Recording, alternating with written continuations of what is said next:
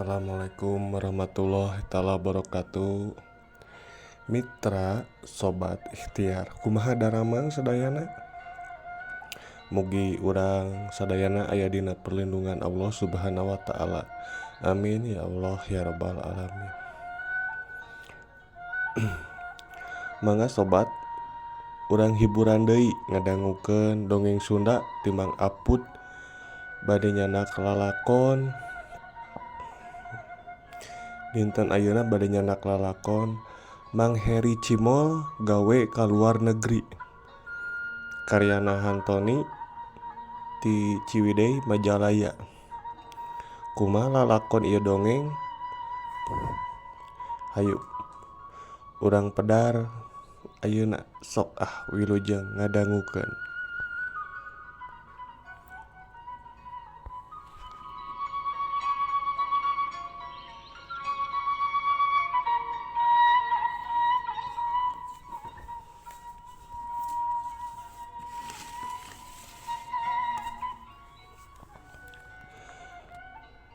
Langit nu geus monoyot pinuh ku mega nu harideung, tandana hujan rek turun. Atuh nu ngarit rurusuhan balikna, nu ngalasuluh ka leuweung oge sarua. Naralian suluhna buyat bayet sieun kaburu hujan turun.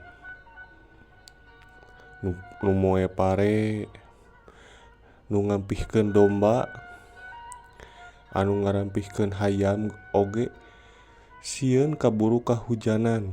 Padahal mah sore keneh harita teh. Ningali jam mah karek jam 2 sore.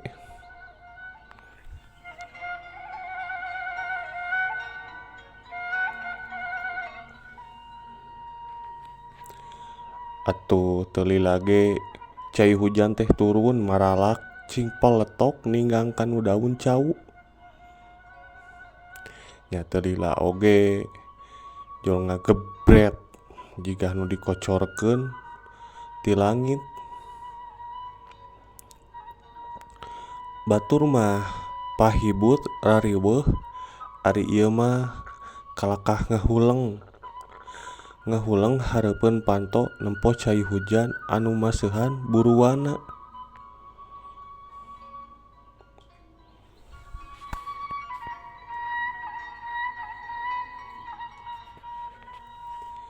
Di hiji imah panggung nu bilikna geus carang, tanda eta imah can pernah diomean ditinggal ti nu jadi kolotna.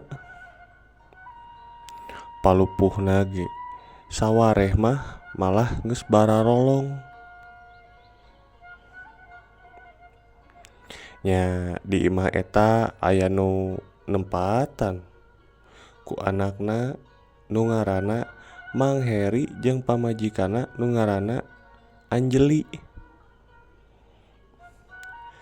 Tiis jempling rumah tanggana, keur mah eukeur can dibere kabeuberat, can dibere pianakeun atawa turunan. Atuh teu pati ripuh teuing na rumah tanggana teh. Ari Mang Heri teh pakasabanana kana jualan atawa dagang.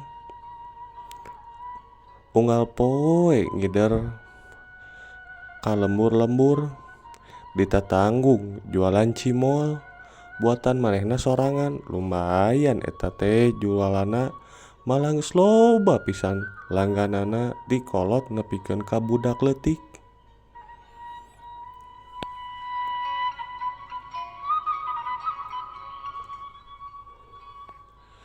Poe ayeuna mah teu ngider da hujan. Di luar sakitu gedena, jadi rek pre heula we bari ngadareuhkeun ka cape. Sajeroning Mang Heri Cimol ngalamun manehna hayang pisan meuli tanah nu aya di tukangeunana, tukangeun imahna. Nu bogana eta tanah teh nu Mang Toni Kanu 10 tumbakan aya.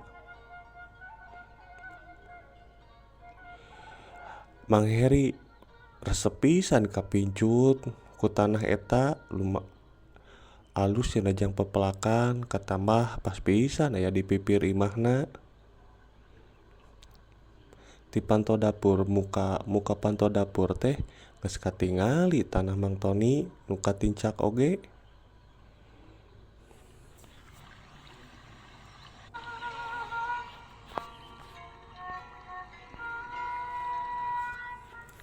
Pernah eta ge harita Mang Toni nawarkeun tanahna ka Mang Heri. Tah Mang, tanah 10 tumbak kok bae. Ku Mang Heri mah beuli 40 juta dimurahkeun. Cocok Mang makan resep ke kebon. Resep pelak-pelak Mang mah tuh di buruan hareup imah oge. Aya surawung, cengek, cabe, bonteng dina pot. Bisaan Pak Heri mah. Ceuk Mang Heri, duh lain teu hayang Mang Ton. Ieu teh cecehna pabeulit sareng ibu Kapolda. Tapikeun we mun aya milik mah ku abi moal diengke-engke, dipeser ku abi mah. Bugoh pisan. Eta kanu tanah teh. Nya atuh Pak Heri. Lebar soalna pas pisan dipangkeureun bumi Mang Heri. Kantun dipagar we sakurilingna. Enak kangge teternak, iingon, pepelakan mah cocok. Da pas pisan buka panto dapurnya Pak Heri. Mang Ton we. Atuh nepi ka ayeuna masih jadi impian Mang Heri hayang kabeuli eta tanah teh.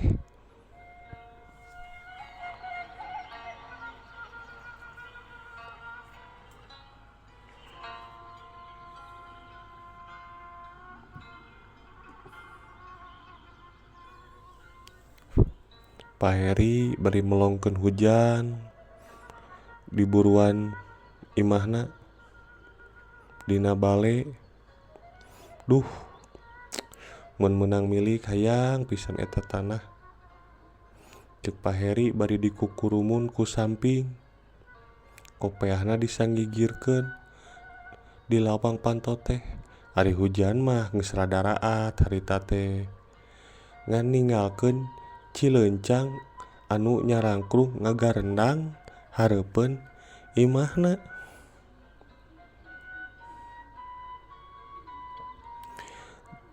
Atuh keur geunah ngalamun kitu teh. Gorowok teh Mang Jajang cepot tinu pagar imahna ngajak nyair kasolokan. Da cenah balong nu Mang Iwan baso ikan bedah solokanna. Bedah balongna. Si laukna lalumpatan ka solokan. Da kabeneran balong Mang Iwan teh emang deket ka solokan. Atuh pada apal balong eta mah loba pisan laukna. Ti kumpai lauk emas mujair nila malah mah parai jeung bogo ge loba pisan di balong eta mah gararede. Da apal Mang Iwan mah resep kanu lauk ngan manehanana mah teresepeun kanu goreng lauk. Resep ngingo hungkul. Malah mah lamun lebaran sok dijual ku Pak Heri. Sok dijualan ku Mang Iwan teh. Sok nitah Pak Heri.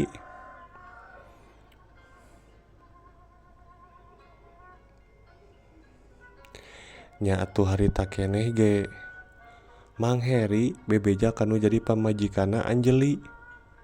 Nu keur nyangu ngasur suluh di pawon. Kabeneran da suluhna teh kahujanan jadi meletek we haseup. Rek nyangu malah mah. Ceuk Mang Heri harita, "Mih, Papih mau nyair lauk. Mau nyair lauk dulu jeung Mang Jajang cepot. Moal dagang kago koream sieun hujan deui. Ayeuna geus jam 4 . Cek pamajikan Mang Heri ngagorowok ti pawon. Ya sok pih, cing meunang laukna. Keur mah teu boga deungeunna ieu teh. Gorowok Anjeli bari niupan hawuna can hurung keneh. Atuh cul sarung dialungkeun ka juru kamar, rap make calana kolor, make dudukuy, bari di kacamata hideung. Teu poho mawa sair. Jeung karung bisi meunang lauk. Da sair mah teu boga jadina teh make ayakan. Mamawa karung hiji. Kincid indit jeung Mang Jajang.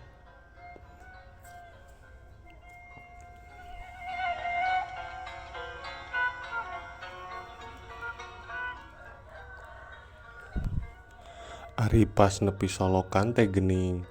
Geus loba nu mariluan nyair teh. Panya teh urang we jeung Mang Jajang anu rek nyarair teh. Jigana pabeja-beja. Balong Mang Iwan bedah. Da harita teh hujan kacida gedena atuh nepikeun ka di sebagian lembur mah kabanjiran cenah. Teu nyangka pas di tempat di lokasi teh geuning geus ngajajar. Aya Mang Iik, Mang Indri, Mang Aep, Mang Koko, Mang Agung. Wah loba kieu geuning. Beak laukna atuh ceuk Mang Heri. Bari anclub kasolokan ngadon nongeng nyairan lauk sugan meunang. Atuh geus rada carape mah caricing heula di sisi solokan. Malah Mang Iik muka bako mole merekna cap Nyonya Belanda. Atuh pada ngalinting kanu bako mole bari ngarobrol ngariung, malah aya nu pirajeuneun meuli kopi ti warung Ceu Eha. Atuh kabita Pak Heri oge kuda kodok kanu sakuna, geuning aya duit 5.000, atuh meuli kopi ABC susu. Harita mah hujan teh aya bijil deui murubuy. Nya nikmat pisan di saung ngarariung ngaropi bari ngalinting bako si mole.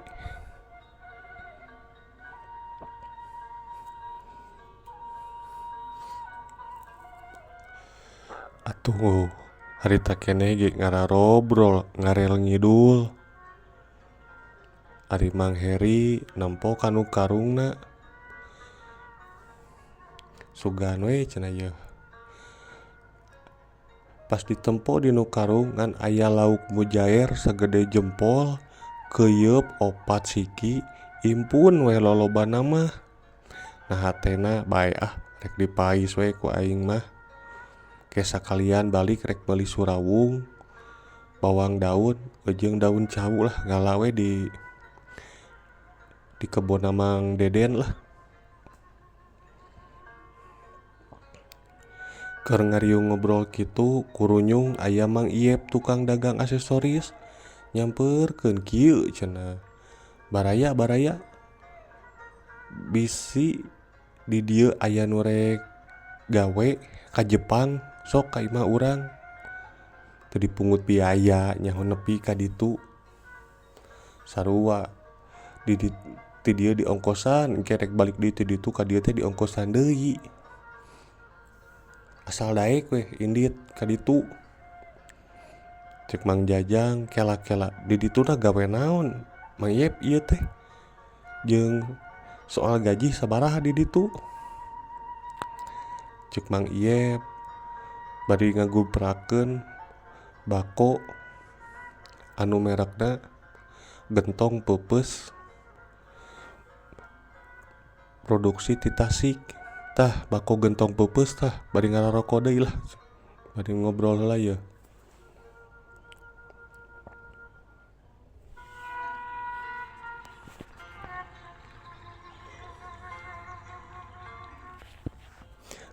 Di ditu nama gawe ngurus kebon. yang ngebon naon di itu teh cenah aya saledri, bawang, engkol, sosin, bawang daun, kangkung, wortel, kentang nya rupa-rupa sayuran. Tapi dah dikontrak teu netep ngan 2 tahuneun. Soal gaji mah 10 juta sabulan. Makan mah dibere, tempat sare aya dibere mes. Kebon ge da lain kebon juga di urang kieu, kebon ge itu mah atuh di gedungan.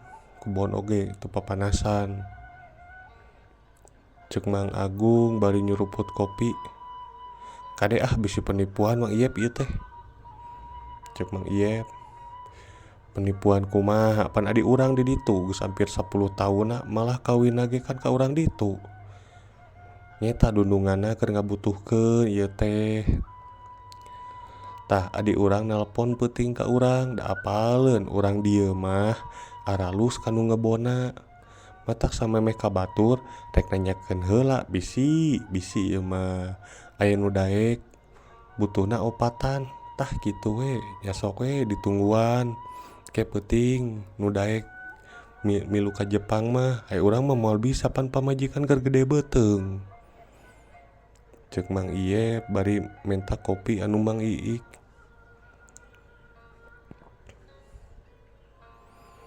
Atuh geus ngobrol ngarel ngidul kitu nempo jam geus satengah genep. Atuh teu lila ge barubar. Ngan sajeroning Mang Heri leumpang manehna ngalamun inget kanu ajakan gawe di Jepang. Duh, mun urang diijinan mah ku pamajikan hayang euy. 2 tahun mah ngumara sugan we. Jalan rezekina urang jang meuli tanah nu Mang Toni 10 tumak 40 juta berarti geus katutup ku gawe 4 bulan oge atuh da sabulan 10 juta. Nya ke urang obrolkeun heula ka si Anjeli sugan we ngariduan manehna. Mun daekeun mah manehna cenah cicing di ieu mah lamun embungeun atawa keueungeun mah cenah cicing we heula jeung kolotna. Ceuk Mang Heri bari meuli surawung koneng jeung bawang daun keur mais impun. Pas nepi ka imah,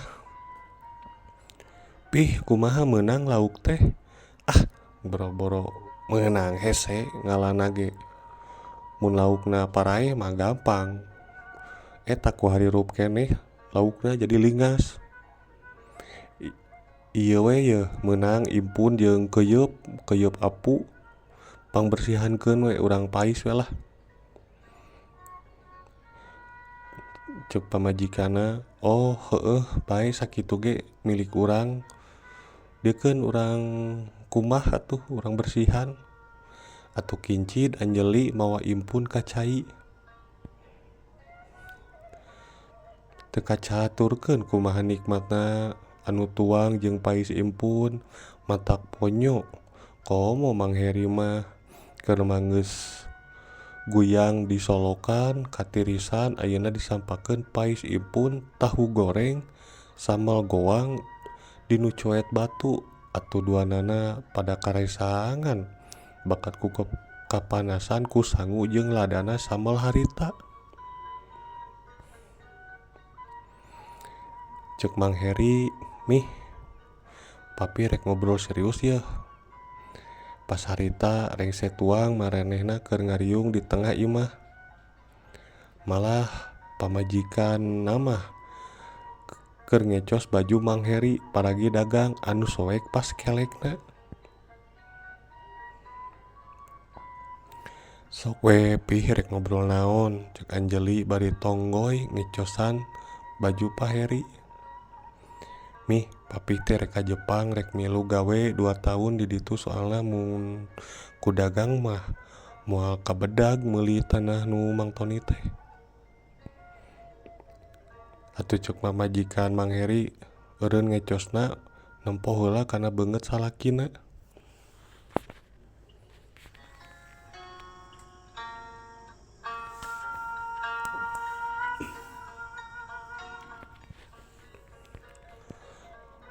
"Har, mami marido pisan pih.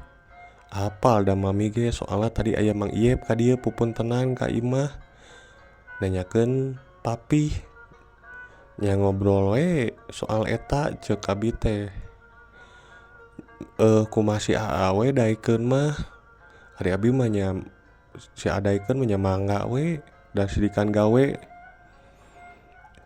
coba we da tadi teh nyarair nya ku abi teh dibejakeun papih teh keur nyarair milu nyair jeung Mang Jajang cepot.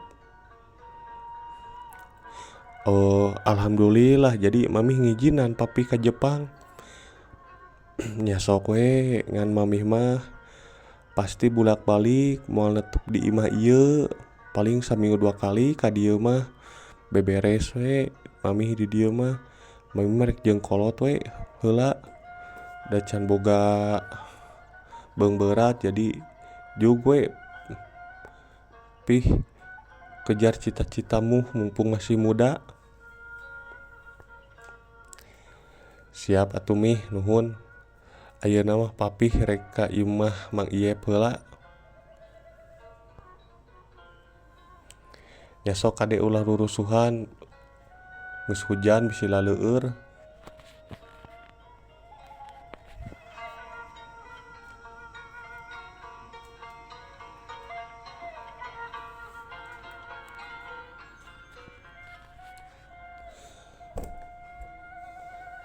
Teu karasa geus 2 tahun 4 bulan carita Mang Heri ayeuna rek balik deui ka Indonesia malah dibere bonus ku dununganana da alus cenah gawena harita Mang Heri gawe 2 tahun mah manehna mawa duit hampir 21 juta mun dirupiahkeun mah nya kana 220 juta. Atuh pas nepi ka lemburna Mang Heri disambut ku warga jeung mitohana komo pamajikanna mah jejeritan nempo Mang Heri ayeuna mah jiga opah Korea bodas kasep cenah ayeuna mah Louis jeung teu hurik jigah baheula. Atuh dinu jarak saminggu Mang Heri kuriak imahna tinu bilik diganti ku tembokan digedongkeun dilotengkeun ongkoh deui tanah nu Mang Toni dibayar cash malah dileuwihan 5 juta jadi 45 juta. Tah kitu dongeng Mang Heri gawe di luar negeri teh parantos tamat dugi dieu. Nuhun parantos ngabandungan nu parantos ngupingkeun kanu ieu lalakon dongeng ti Mang Apud karyana Hantoni. Ku kituna tong hilap like, komen jeung subscribe channel YouTube-na Dongeng Sobat Ikhtiar.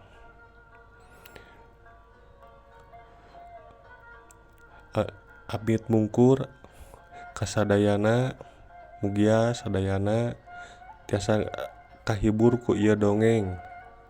Wassalamualaikum warahmatullahi taala wabarakatuh.